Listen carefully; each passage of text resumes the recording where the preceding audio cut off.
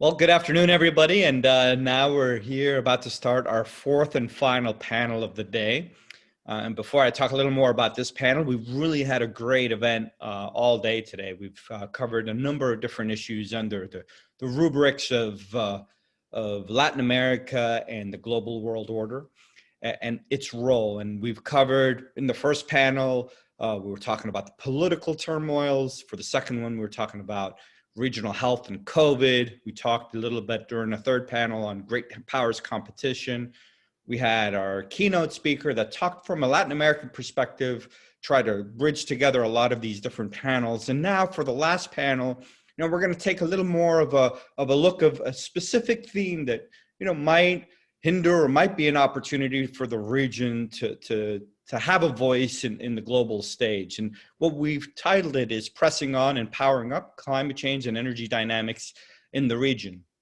So before we get started with this panel, just I wanted to mention two quick administrative notes. Again, for those just logging in for the first time, we are offering the panel in Spanish as well and through simultaneous interpretation. All you have to do is click on the icon on the bottom right of your screen that looks like a world, a globe.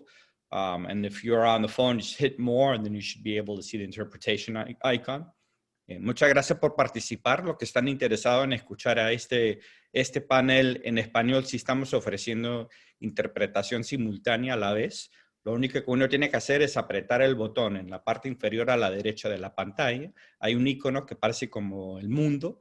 Y si presionas ese botón, eso te va a dar la opción de cambiarlo a español. Y si están en el teléfono, si apretan el icono que dice más o more, ese también te va a dar la opción del mundo que te puede dar la interpretación en español. The last administrative note is we encourage everybody to participate, and we're offering a Q&A panel that'll pop up on your window on the bottom.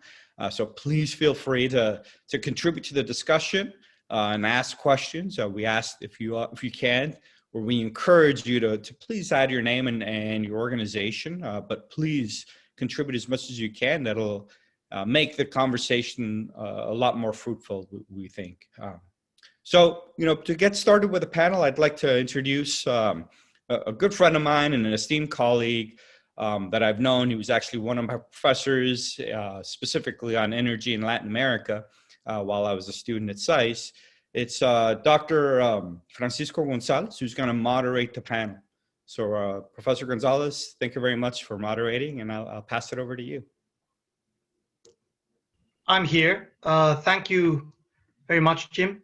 I managed to unmute myself and put the video on. Thank you so much. First, thanks to Johns Hopkins SAIS, to the National Defense University for the invitation to participate in this third Security Challenges in Latin America Forum.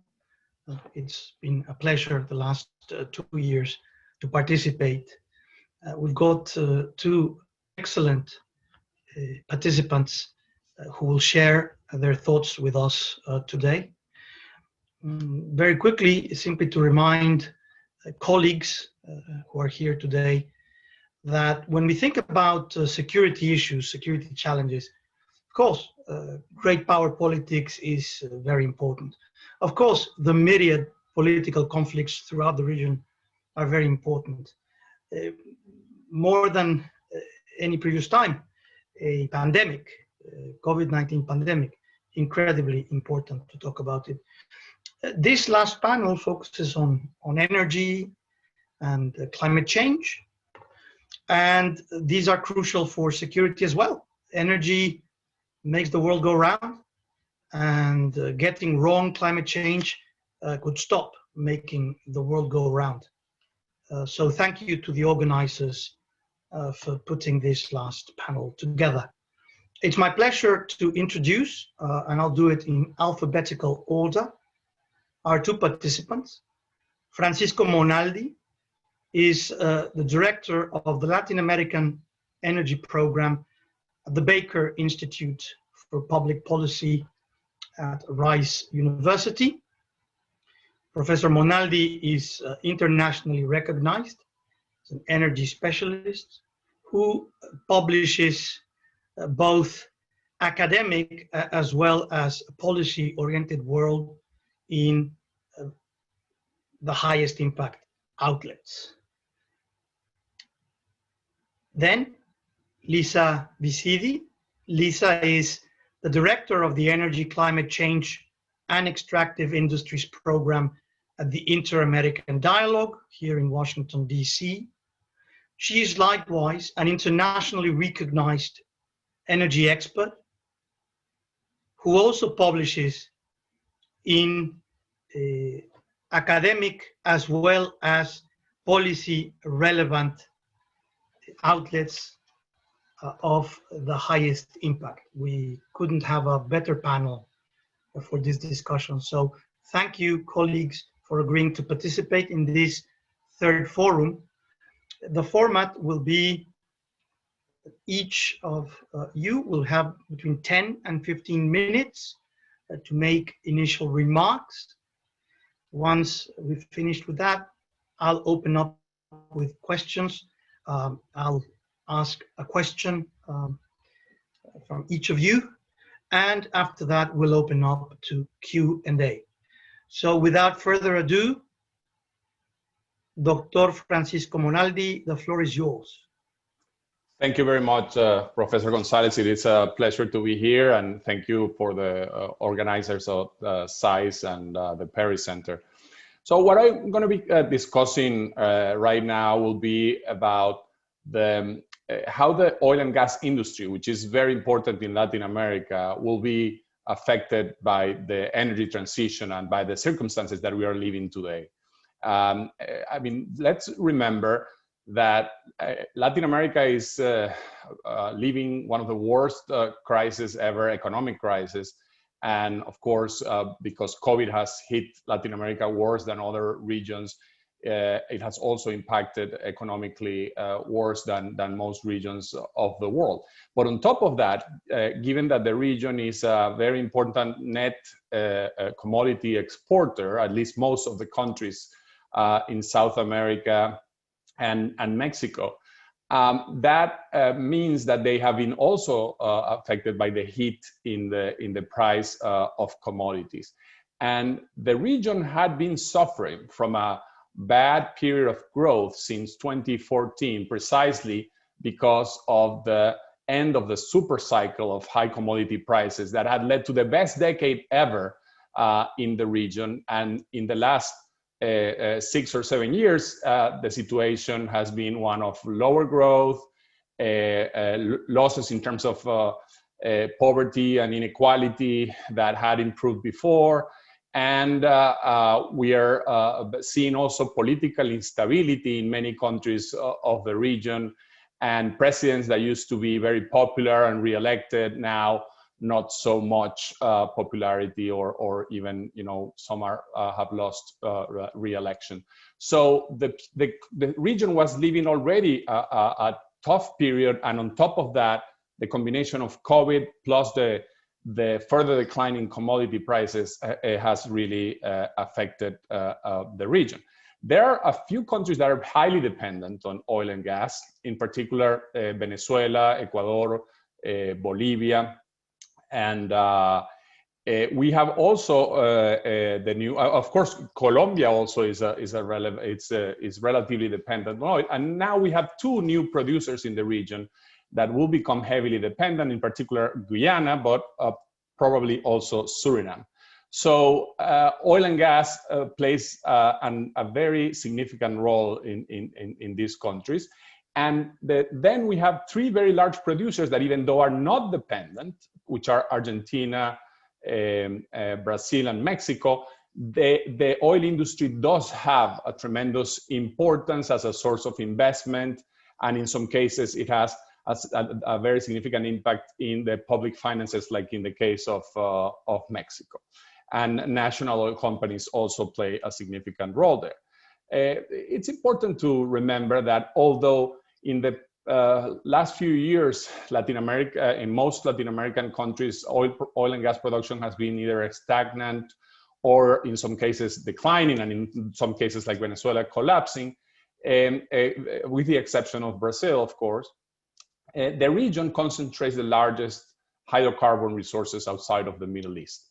And that, in other circumstances, if we didn't face climate change, will mean that Latin America could potentially play a very significant geopolitical role, in case of any major disruption occurring in the Middle East.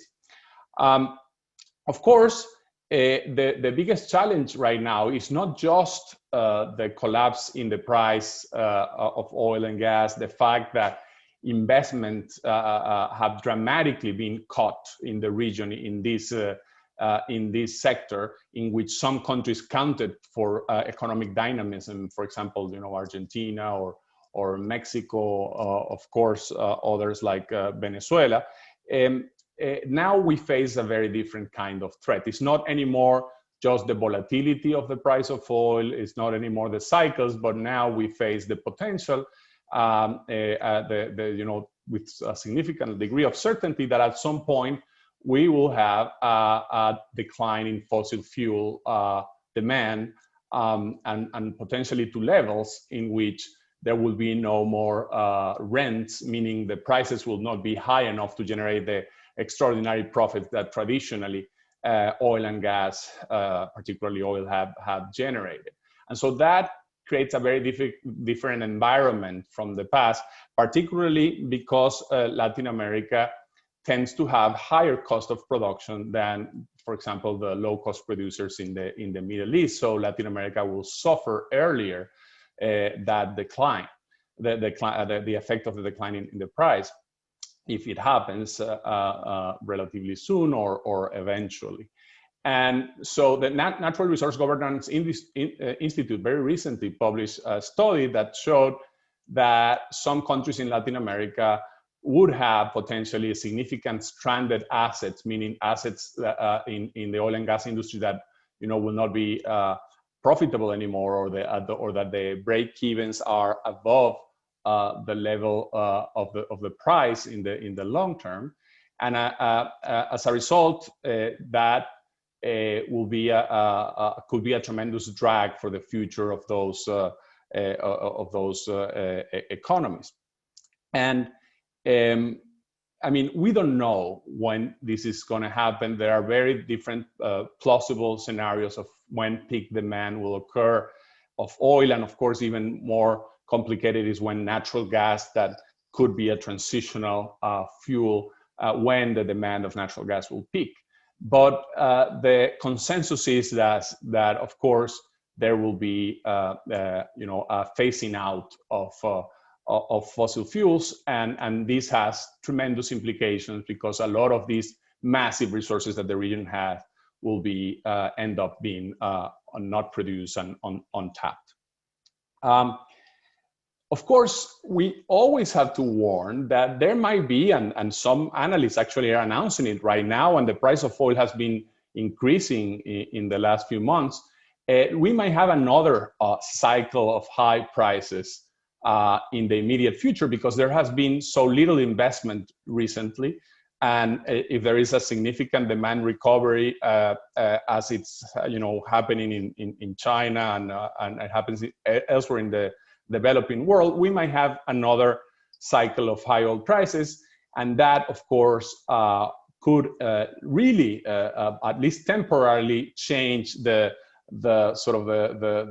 picture that I was just portraying of significant decline, and might hinder in some ways some of the efforts to transition. Of course, on the other hand, the higher prices might help climate policy by making it attractive to switch between fuels.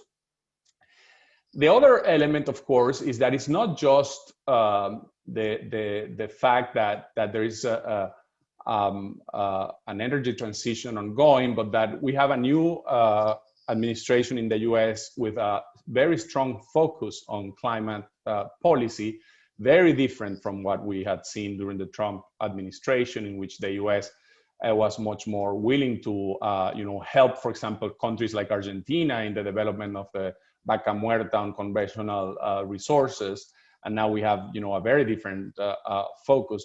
But also the recent announcements that have been accelerated by COVID, by the effects of COVID, of companies like BP and Shell that basically are clearly moving in a direction in which their production of oil will decline systematically in the future. They will not take any new major greenfield projects on oil, and they would continue to develop natural gas, but they are moving strongly in the direction of the energy transition. So that poses an issue for the development of resources in Latin America, because national oil companies are, most of them, in very significant trouble because of the low oil prices and the problems that these companies have faced in the past with governance, corruption and the like. But on top of that, now you have the alternatives like BP and Shell, some of the alternatives not wanting to develop the resources. So who is going to develop the resources? Lisa is going to be talking a little bit about China, the prospect of China's investment in the region in different areas.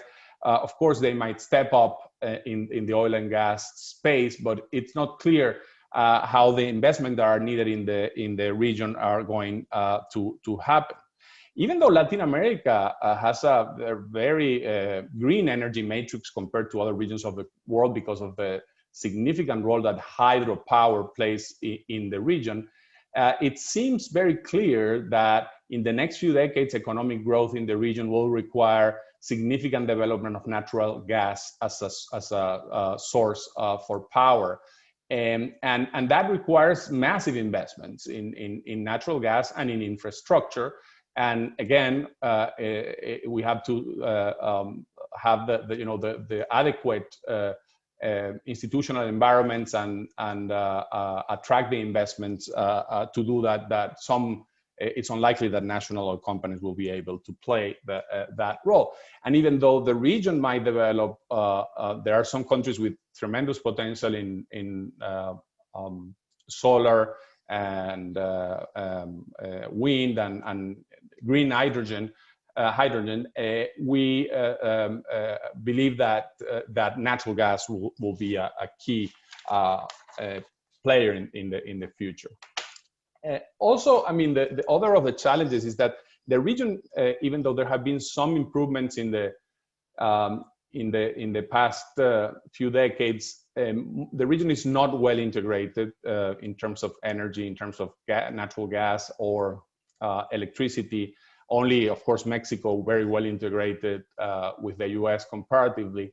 And that is also a drag on the development of power and an alternative and natural gas as alternatives to oil or coal in some countries.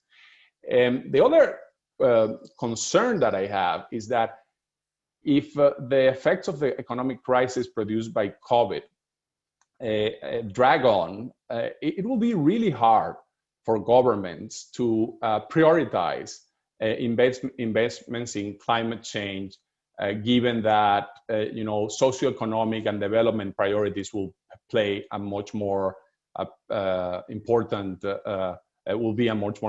priority for these countries. And even though there are plenty of opportunities for the private sector to take on the projects that are related to decarbonization and renewables, it is concerning because you require, for example, proper domestic prices for energy for these options to be developed. And in a context of political instability and economic crisis, it will be really hard for these things to function properly. Finally, I didn't want to, I wanted to mention that we don't have to forget that net importers in the region. There are also significant net importers like Chile, Uruguay, Central America, and the Caribbean.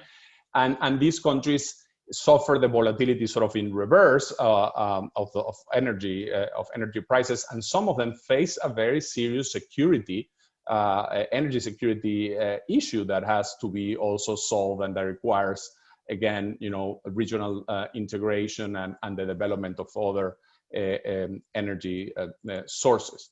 But I do want to mention that, and this is a geopolitical forum that, and security forum, I mean, that we can still face a situation in which the instability in the Middle East makes the hydrocarbon base of Latin America a very important geostrategic resource. And so we might be surprised at some point with a return of that theme if before the transition happens we have any supply crisis. And notice that the collapse of the production in Venezuela didn't matter, for example, because of the US shale revolution and other countries in OPEC stepping up. But if shale eventually starts to decline and we don't have the Middle East as a source of supply, we might face a different situation. The other thing, of course, is that Suriname, but much more importantly, Guyana, have become relevant geopolitical countries in the region because of their, particularly Guyana, because of their energy importance. And so to conclude, Latin America continues to have a massive potential in hydrocarbons that even though it's likely to remain largely untapped because of the energy transition and because of the mistakes in policy and institutions, it still can be a very important leverage of growth with all the problems that commodity-led development have, but a very important element for the economies in many of these countries, including countries like Colombia, that some people don't think as significant players because they have very little reserves. And so attracting investments to oil and gas remains a very important priority for many of these countries, and either their national companies or the private sector have to be tapped to do that. And balancing these sort of socioeconomic challenges, political instability and climate policy will be a very significant challenge for the future of the region. Thank you.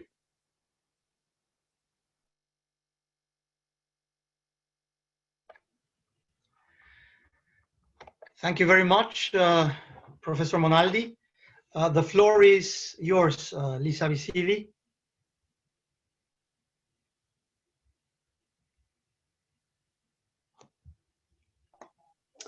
Thank you.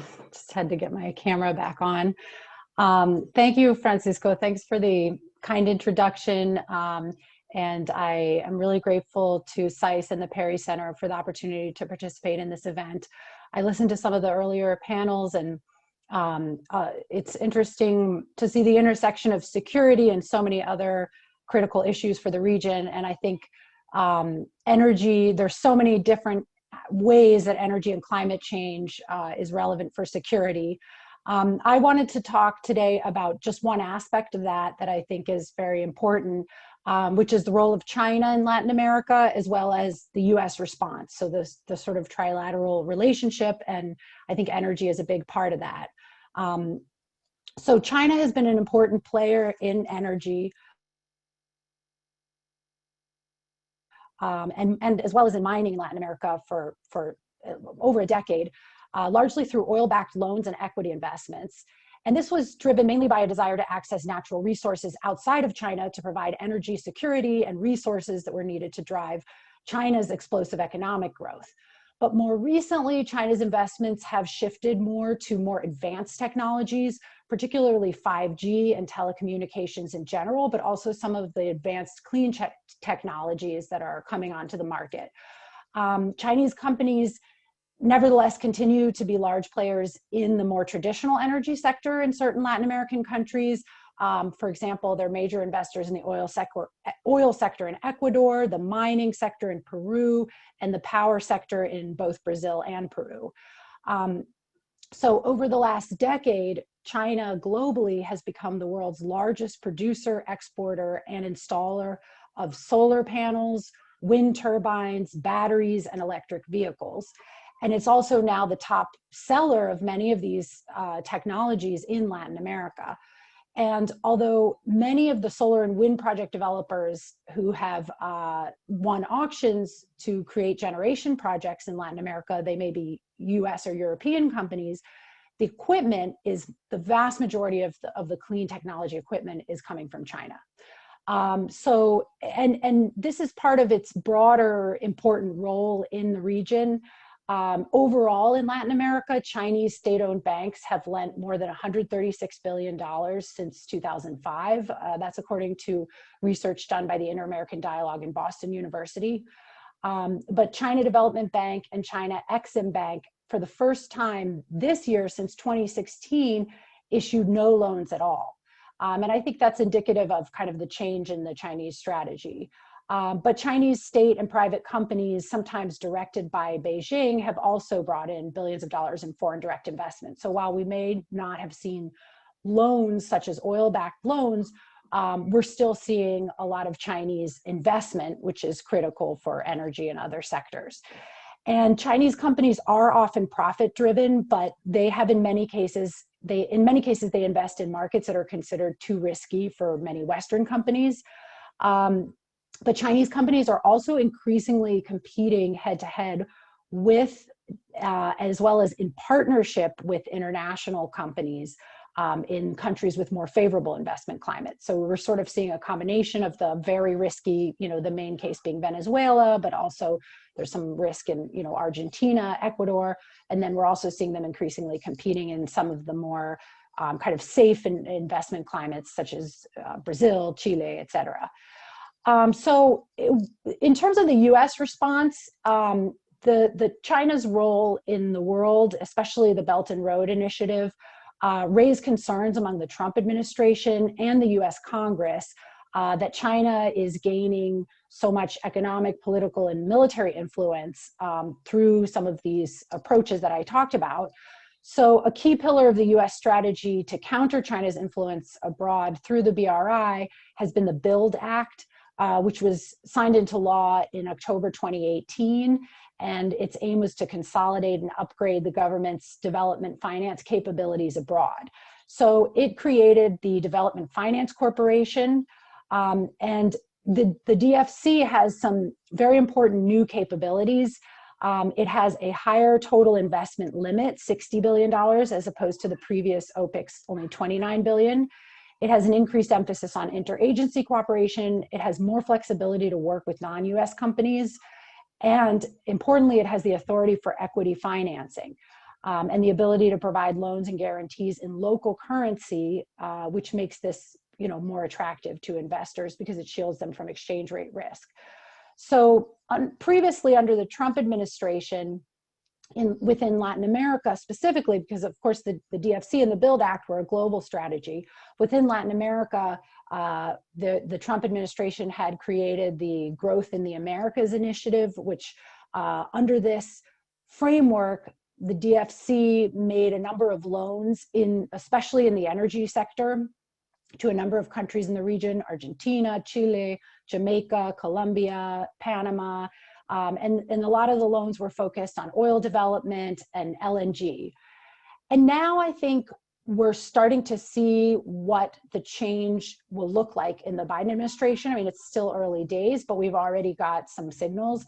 I think one area that is part of the strategy that's consistent is that I think the Biden administration has made it clear that they still see the need to counter China's influence in the world, that Biden thinks that the United States should take a strong stance against China and sees its influence around the world as potentially dangerous, particularly to democracy and human rights. But I think that we are going to see a change in the approach. And I think it's fair to assume that when it comes to energy in Latin America specifically, that would still be an important area of focus for the United States, but that the US will be a lot more focused on competing with China in clean energy than the Trump administration was. So during the campaign, Biden promised to promote green jobs and industry and essentially replace China as the world's leading clean technology provider. As I said, in the region as elsewhere, they really are the biggest player in terms of exports of clean technology.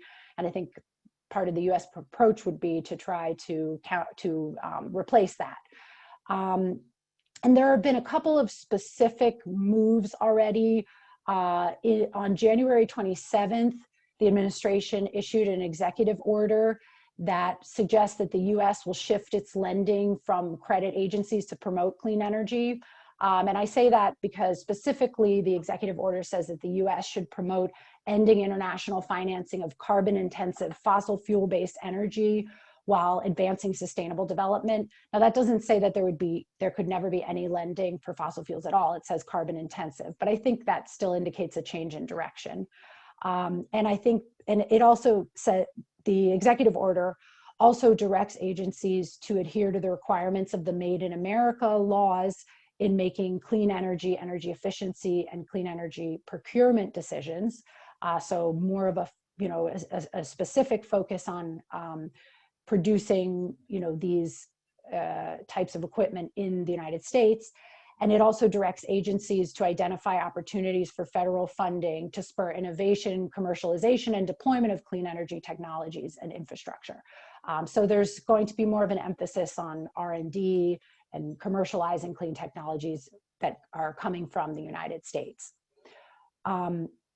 So I do think, though, that this approach, either approach really, but including what looks to be the new Biden administration approach, is not without its challenges. I think that seeking to facilitate and encourage U.S. And other private companies from the U.S. and from other places to invest in the region through loans and equity investment as well as aid is the best tool that the U.S. has as its disposal to respond to the Chinese influence. But I think there are limitations to this approach. For example, the DFC's projects have to pass financial, environmental, and social impact screenings in order to ensure that they meet internationally recognized standards. In Latin America, many utilities and other potential loan recipients don't qualify because they have a lack of creditworthiness. In addition to that, because of more stringent social and environmental standards, DFC lending is inevitably going to have to be a bit slower, and that will deter some investors. And then you contrast this with the Chinese banks and companies.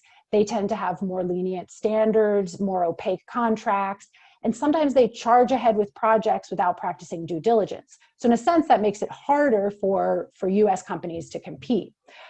I think maybe even the bigger obstacle to increasing US investment in Latin America and energy is that the conditions for investment in Latin American countries are not favorable to investment. So there's only so much that you can do through a loan if you're talking about the rest of the investment conditions not being favorable. So this is a major deterrent to energy and infrastructure companies that are trying to operate in Latin America. Political and regulatory risks pose a threat to investment in a lot of markets, and bilateral meetings and technical assistance with favorable conditions may not be enough to compensate for that. And infrastructure investments are particularly vulnerable because they have a long life cycle. It could be decades before the project is complete. It takes a long time to see a return on the investment. So a lack of political stability is a real deterrent. So just to give one example, in Mexico, after the 2013 energy reform that was undertaken by President Enrique Peña Nieto, opening up the renewable energy sector to private investment, the current administration of Andrés Manuel López Obrador took steps to dismantle the reform and favor the state utility, the CFE, over private companies. And essentially, it's almost impossible to invest in renewables today under the current conditions in Mexico. So even a very attractive, for example, loan or equity investment from the DFC would not be able to lure private companies to countries with very high risk or very unfavorable investment conditions. And unlike China, the US government can't direct its state companies to invest abroad. It obviously cannot demand private banks to lend to domestic companies in specific markets.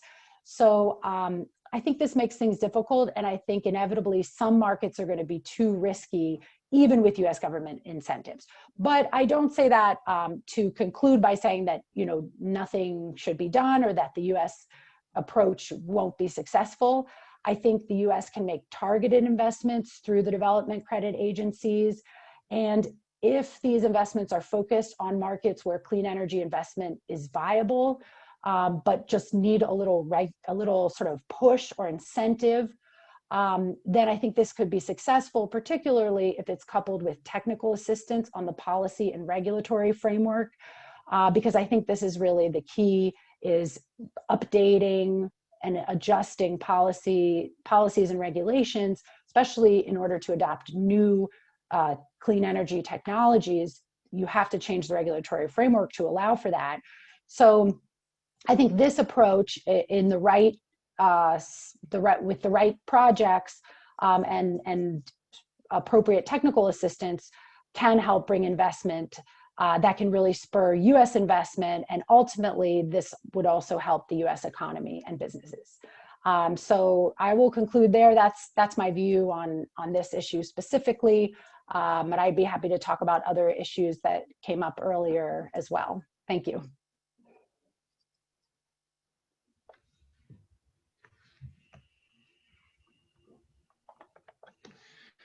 Thanks very much, Lisa, for a very interesting presentation on the head-to-head between China and the US in Latin America. We've been talking about this since the early 2000s. It's not going to go away. I'd like to open the forum by asking a question, each of you, and then opening it up to Q&A. Francisco Monaldi, you speak about the consensus about phasing out fossil fuels. How much of a consensus is this? I have to include in my readings for students, I have to update them every single year, and of course, transition to environmental friendly sources of energy is of the essence, and in particular after COVID-19 pandemic, it's exploded, it's everywhere. But I remember back 1999 when the price of oil was under, it reached a single digit. Not long after the US invasion of Iraq, 2003, there was a big boom, which, as you correctly pointed out, created a commodity super cycle that really did not come to an end properly, albeit a blip during the Great Recession until 2014. What makes us think that the difference between 1999 and the 2000s cannot be repeated, not just in this coming decade, but 2, 3, 4 decades, let's say our lifetimes? How strong is this consensus? How easily can we be blindsided by global markets, as we've been since the 1970s, time and time again? And to Lisa, thank you so much. A lot of people are wondering, in particular, as this supposed consensus regarding a transition to more environmentally friendly technology, even more specifically, the potential electrification, more electrification around the world. So a lot of the fossil fuels that are used in the transportation system around the world, the shift to electricity, Mr. Musk et al. Obviously, in Latin America, a big topic is some of the minerals and rare earths, in particular the lithium, that is very abundant in several of the solares. Out of those salares, we have some which are classified as among the largest in the world.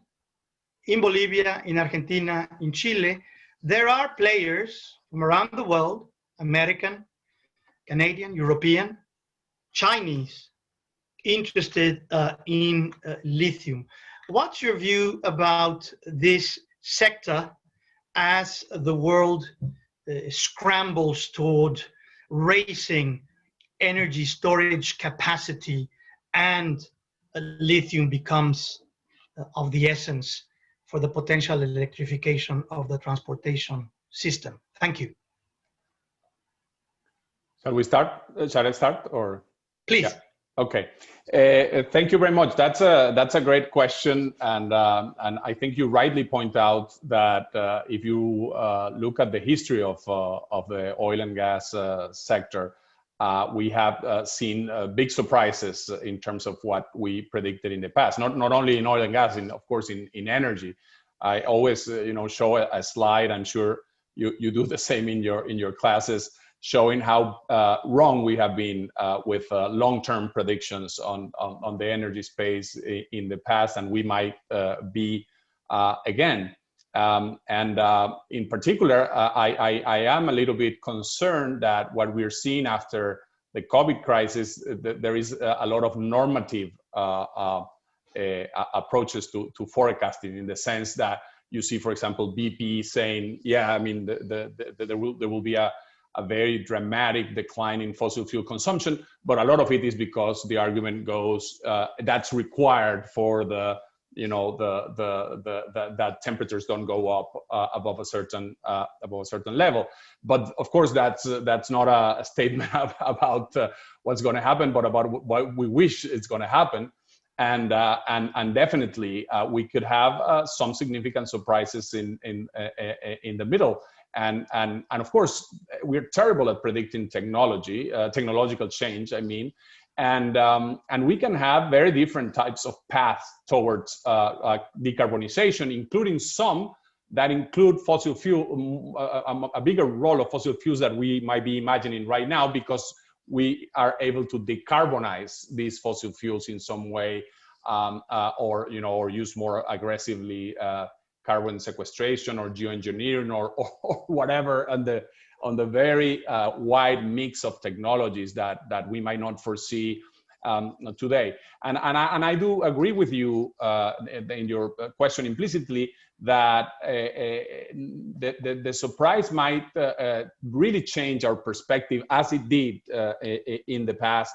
We have seen, the history of the world, of the energy sector had these repeated concerns about peak oil from the perspective of supply. Now we're talking about peak oil from the perspective of demand, of course, but what we face tremendous uncertainty. So I think we better, from the perspective of a region like Latin America, we better think about these in terms of sort of risks, and we should be very open-minded about the pace in which this transition may happen and the different implications that these different scenarios might have. And as I said, I am pretty concerned that if we focus too much on climate change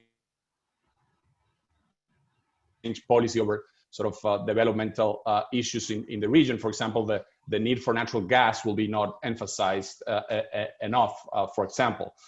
So I totally agree with your premise.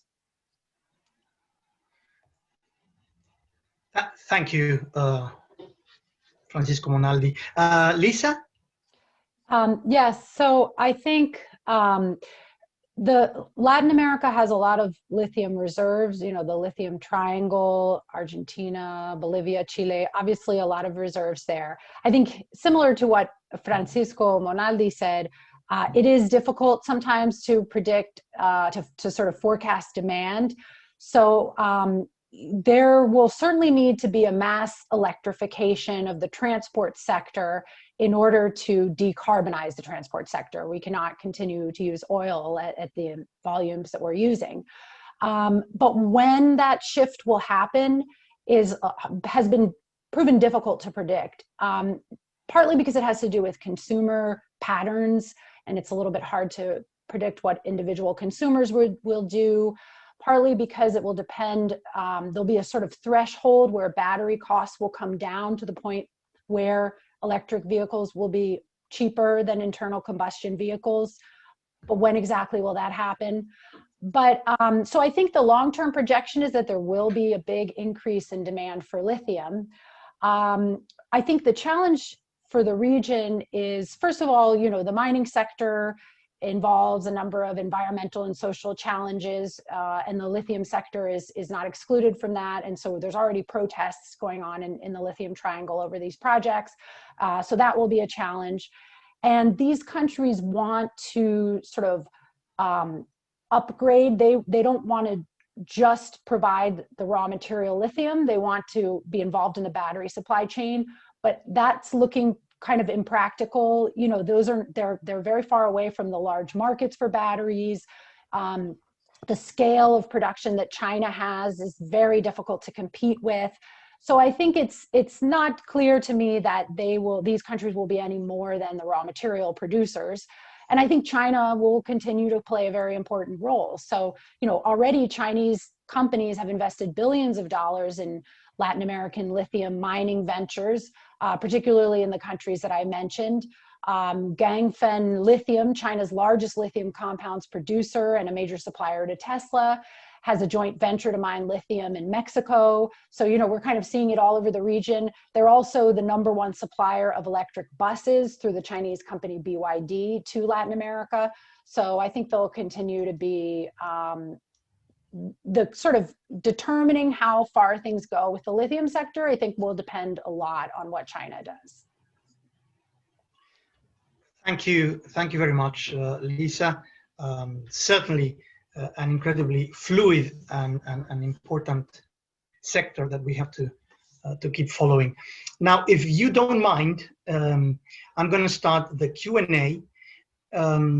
Participants, and we have more than 100 participants in this forum, are writing down their questions. And so to try to place as many as possible and to allow you to answer whichever aspects of the questions you want to, I'll ask you if it's okay to go through 3 questions. I've already been reading. Some of them are specifically addressed to one of you. Others are a bit more general. Is it all right if I read 3 and then each of you has a go? Thank you so much.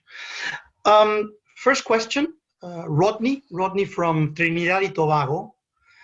The US is playing catch up to China in the Latin America region and is at a moment paying lip service to competing with China. China's role is active and they have provided loans, infrastructure developments, transfer of technology and knowledge in the region. That's number 1. So US pay more lip service rather than active. Margarita, she writes in Spanish. I'll translate and then our translators can retranslate into Spanish. The question is, what's the lesson learned in the US coming from government positions regarding cancellation of production and consumption of fossil fuels, taking into consideration the recent crisis and likewise given the low, this is the US, relatively low renewable energy production. This is particularly regarding the very recent crisis in Texas due to the weather and the natural gas crisis, which among other things hit my country pretty badly, Mexico. So that's number 2. And let me see. Several people are just saying thank you for sharing your great knowledge. Antenor writes, my question is regarding security systems. Do we need to reinvent the effectiveness of security systems in the light of COVID-19 and climate change. So that's the first, those are the first three ones. You can start, Lisa. Whatever. I'll start, but I think I'm definitely going to ask you to talk about the Texas question, since you live in Houston and experienced it yourself. Well, just, I mean, in terms of the China question, well, it's not exactly a question, it's a comment. But I think I agree that China has been more active, I mean, in terms of, you know, the volumes of lending. I mean, Chinese companies get a lot of attention when they invest in Latin America, but I don't think that if you, I haven't myself added up all of the investment in energy by US companies and Chinese companies. It's not such an easy calculation to make. But I bet if you compared them, you would find more US investment. But I think Chinese investment just gets a lot more attention. In terms of lending from the government, yes, there is more Chinese lending. Although nowadays, according to the research by my colleague, Margaret Myers, the multilateral development banks in total loaned less than China. Up until now, this year, they've actually surpassed China again, because as I said, the loans were down. And, you know, the US has these strategies to try to promote investment in Latin America. And so, you know, it's a little bit difficult, I think, to compare who's more active, because there are different ways of measuring it. So I wouldn't necessarily conclude that China is much more active and the US is not active. Maybe the US is just less visible. In terms of, well, I think, Francisco, I think you should answer the Texas question, because I think you really know more about it. But if I have anything to add, I'll chime in. Sure. So I starting with the question that you talked, and I haven't talked about the role of China, but I think that there is a very important geopolitical issue here that Lisa touched a little bit on, and Francisco too, which is, you know, lithium, for example, or any of the alternatives that are required for the development of alternative energy resources have some also geopolitical risks, right? The concentration of lithium is much more concentrated than oil for starters. And of course, there might be some substitutes in the future for lithium, particularly if it becomes an issue, a geopolitical issue. But no doubt that that geopolitics is not, the energy geopolitics is not dead with the energy transition. Much to the contrary, it will be a big, I think, a big issue in the future. And of course, there is also this shift in which China and India are now the big net importers of oil, and not, you know, the U.S. As it was in the past. So they have concerns that used to be the typical concerns that the U.S. had in the past about, for example, the stability of the Middle East, or you know, concerns about their investment in Africa or Latin America. So I think that's a very interesting sort of development, and as Lisa points out, there is plenty of Western investment in Latin America in energy, not only American, but of course European. But without a doubt, the role of the government that China plays is not matched at all by Western countries, not only in terms of loans, but because they have state-owned enterprises playing a big role in the region. With regards to the issue that mentions the case of Texas, I did suffer the consequences of what happened in Texas. 48 hours without power with sub-freezing temperatures is not great. You know, I felt like a mix between my hometown of Caracas and my previous town of Boston put together. So it wasn't nice. I mean, I'm not an expert on electricity, but my reading from my colleagues here at the Baker Institute is that the main issue was winterizing or weatherizing the facilities rather than the issue with the role played by wind and solar that did go out, but also natural gas dramatically went out of production, and of course demand peaked dramatically because of the sub-freezing temperatures.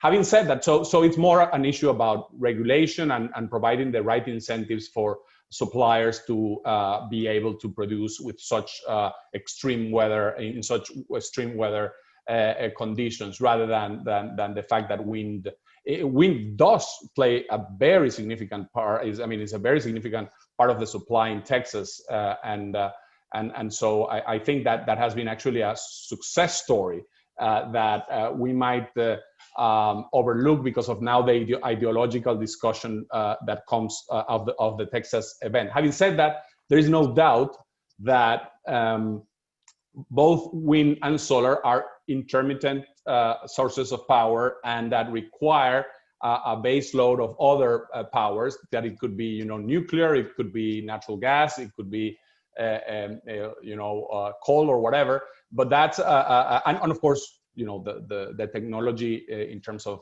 batteries and other very clever alternatives, like the use of salt mines or water dams as massive batteries. There are other sort of solutions to that, but it is one of the vulnerabilities of wind and solar. And by the way, the climate change itself could affect, of course, this intermittency of these sources. So it's an important consideration that we should be, on the look. Thank you, colleagues. Let's do another round. We've got James.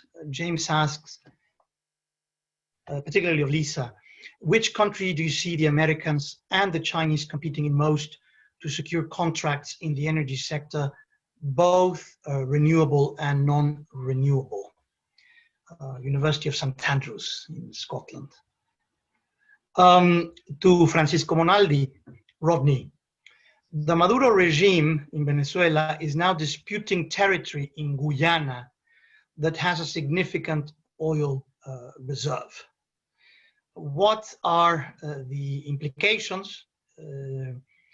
Talks about the presence of the Maduro regime potentially in that territory. How significant a replacement of that regime might affect the energy industries and economies in that sub-region?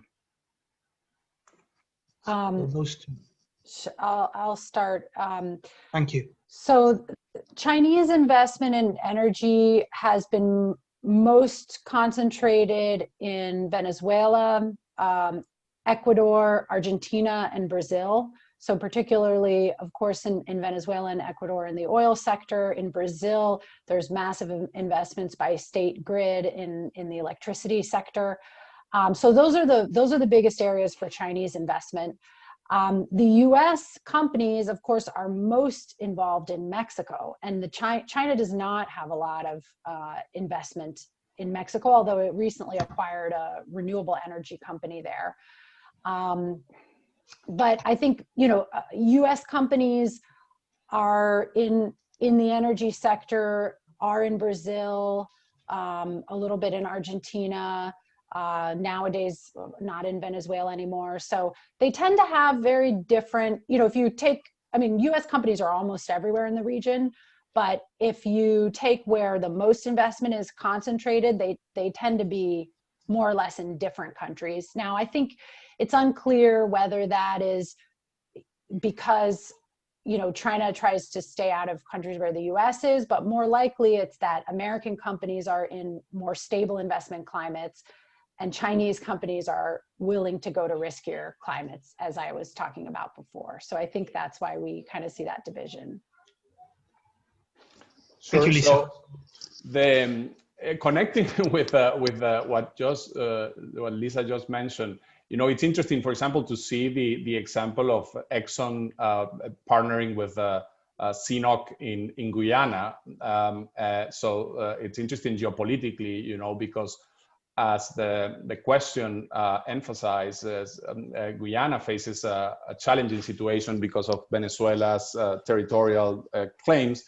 And I think as partly as an insurance, they cleverly have, Exxon and the Chinese as big players there. On the one hand, of course, the U.S. we know now know that has taken a very strong interest in Guyana. Recently, we had important visits from government officials from the U.S. to Guyana that had never happened, I think, ever before. So that clearly makes, Guyana, for those in our audience that do not know this, Guyana is going to become one of the key producers in Latin America of oil, and in per capita terms, could become the largest oil producer on earth, above Kuwait and the UAE. So this is an amazing story from one of the poorest countries in the region is going to become one of the richest, with of course all the potential pitfalls of resource development that we have seen elsewhere.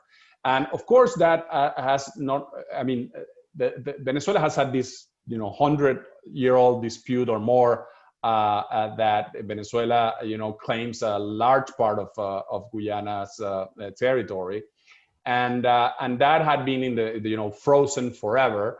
But of course, the recent events and the fact that Hugo Chavez had sort of left that issue drift because he wanted to have the support of the Caribbean countries, and knew that each territorial dispute with Guyana was a sore point in that relation. So he basically didn't want to sort of dwell on it. But now the events in terms of the international courts taking jurisdiction over the dispute that Venezuela is most likely to lose, but the fact that Venezuela is a very touchy domestic issue and very easily used to play by whoever is in government to rally around the flag, and Maduro of course is trying to do a little bit of that.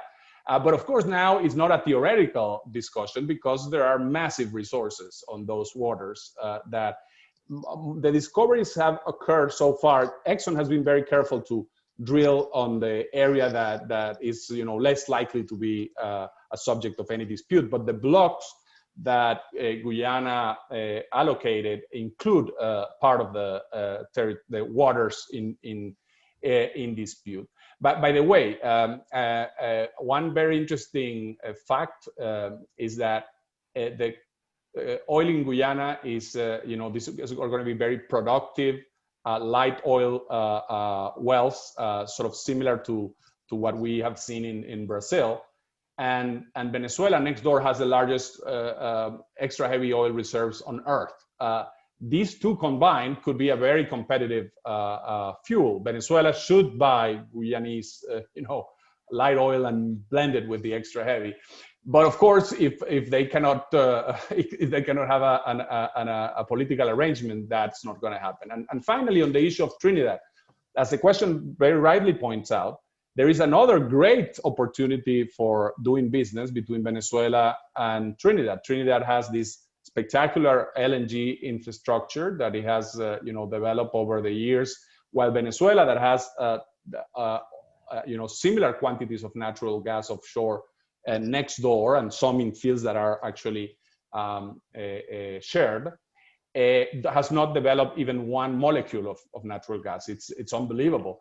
But now that Trinidad is sort of starting to decline in its prospect of natural gas production, without a doubt, Venezuelan gas could be used in those facilities, and both governments have worked on developing those ideas. But of course, with the events in Venezuela, this is unlikely to happen. If there is a regime change in Venezuela at some point, I do foresee that some of these projects might actually happen.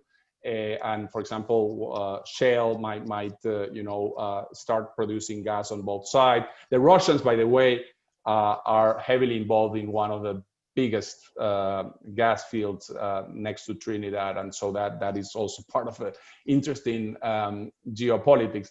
And finally, I do think that there will be some recovery of the oil sector in Venezuela if there is a transition and with some modicum on political stability and sanctions are lifted. But you never know, if all the conditions will be there. And if that happens, there will be some recovery, but it will require massive investment because the oil industry is in such a bad situation. I doubt that this will affect the world markets, that it will be big enough to affect world markets, but certainly, of course, will have a significant impact on Venezuela itself. Thank you. Thank you, Francisco. Last round, we've got one more question from the audience, and I'll ask another just so that we can have one-on-one. We can give the symmetry. The question is to Lisa. It's by Brandon Allen, U.S. Army 1st Security Forces Assistance Brigade. What is the greatest risk to the U.S. or China with reference to investing in both traditional and emerging energies in Latin America? That's for Lisa. To Francisco, on the issue of natural gas, which is rightly considered potentially as this bridging energy source that can help grow, particularly the modern renewables, as a very good complement to energies like wind and solar that have problems with intermittence. There's obviously the whole issue of LNG markets, trying to make natural gas circulation around the globe more liquid, potentially ending up with a spot price similar to that of oil sometime in the mid to long-term future. There are several Latin American countries that could be potential competitors in these markets. Francisco, you mentioned, of course, the case of Venezuela, just like shale. Mexico, Argentina could potentially be also important players. But this is already a crowded field. It's a very expensive field, and it's very crowded. What's the likelihood of Latin American countries replicating the outlying role of a Trinidad and Tobago in international natural gas supply? So Lisa? Thank you. Greatest risk first, Lisa? Yes. So, I mean, I think that the biggest challenge, or at least the biggest unknown, is going to be around climate and climate policy, but for both sectors and for both countries. If I had to put it into one greatest, because I think in the oil and gas sector, as Francisco indicated in the beginning, we really don't exactly know what direction things are going. We don't know how quickly demand will peak and whether it will drop quickly or slowly. We don't know what policies different countries will enact, but we do know that it is out there as, action on climate change is going to be taken in one way or another. Oil companies have to prepare themselves for a transition in one form or another at some point in time. And also there really is increasing pressure from investors, as we all know, to address climate change. So even if, an oil company thinks that there is going to be a lot more oil demand for a long time and that they can survive it, their investors are not going to accept that, that perspective. They're going to expect them to prepare for other potential scenarios. And the whole, even going more broadly, the whole ESG, the whole kind of environmental impact. So, it's not just on climate change, but also, for example, it's more and more difficult for oil companies to operate in places that are more environmentally sensitive, like the Amazon. They are having to pull out of high emissions resources like the oil sands in Canada. And I think that Chinese companies, although they're state companies, they are not immune to this. The Chinese state oil companies are some of, I believe they're the largest employers in the entire world. And so, you know, that transition is going to affect them, and it's going to affect China as well as US companies. So I think that is a big risk. And then even for emerging energies, you know, for newer technologies, there is a huge amount of uncertainty. So, you know, we don't know, we know that wind and solar are picking up very, very quickly, but some of these other technologies, we don't know what the outlook is. You know, an auto company investing in electric vehicles, they know that's the direction we're going, but they don't know what the speed will be. And so, you know, I think that it's not having visibility into exactly what direction we'll take. It is also a challenge, even for, you know, clean energy companies. Thank you, Francisco. Before you answer, please disregard the question, because we had a previous question, and obviously the panelists, the audience comes first. So this is Margarita, who's a graduate from the Wilson Perry Center, and the question is for both of you: what's your perspective, your take on the countries in Latin America, the way that they have to deal with the very significant problems regarding corruption for their economic capacity, among other things, as they try to meet the challenges of investing in renewable energies. What should be the role of the US in this respect? Provide technical assistance, financial assistance? So that's for both of you, and that's it. So if you want, we can start with Francisco and then Lisa. Sure. And let me touch a little bit on the question that Lisa answered just now. I totally agree with Lisa's assessment on sort of the risks that investors face in the region related to these uncertainties. By the way, one thing that I'm not so sure how it will play is that if you have investors pressuring companies all over the world not to invest in oil and gas, but the demand's still there, of course we know what happens, right? The price goes up, and if the price goes up, you know, somebody is gonna try to supply those resources. So in the end, if you don't tackle demand, you know, there is no way to solve this issue properly. But that takes me to also to some of the risks, and which include corruption, as mentioned in the question. You know, Latin America, unfortunately, has a very checkered history of in the development of the energy sector compared to the potential that it would have had. Because of lack of you know, strong property rights, you know, volatile policies in the region that are short-sighted. Of course, there are some good examples, like, you know, Brazil having much more long-term policies, but the region is it's a prime example of you know, of the problems of volatile policies, you know, resource nationalism, the difficulties. I'm talking resource nationalism, of course, in the sort of negative sense of these policies of sudden expropriations rather than, you know, a well-intentioned nationalism. So the corruption is one of those significant concerns that might dissuade, you know, some investors from getting involved in the region. After all, the region has very high levels of corruption in many countries, and that's part of the sort of rule of law challenge of developing these investments. And notice that if oil has been risky in Latin America because, you know, the changes in rules and for example, what we saw recently, the forcing Petrobras to subsidize the domestic market, for example, a company that has more than half of the shareholders are private, and nevertheless the government, you know, forces to do that. Imagine, you know, renewables are a much less profitable investment than oil.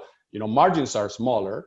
And so if you don't have trust that the government will allow you to recoup your investment, and, you know, and that you have well-established property rights, and unfortunately, Mexico is just now showing us how those concerns might play out very quickly, then we will face a big challenge in developing the electricity sector in Latin America, and of course renewables and solar are definitely tied to that. So I am a little bit concerned that these require better institutions than the development of hydrocarbons. So we really need to step up to the challenge, and I think the U.S. certainly can help in terms of in terms of providing technical assistance and sort of transparency and anti-corruption initiatives.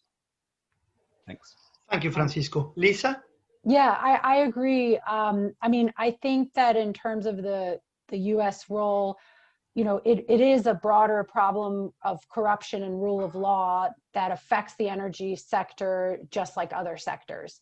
So I think that the focus of the U.S. should be and is on addressing endemic corruption problems and rule of law issues. And if that improves, it will improve with the energy sector. I don't think that you can, really treat it separately. So essentially, I agree as well with what Francisco said.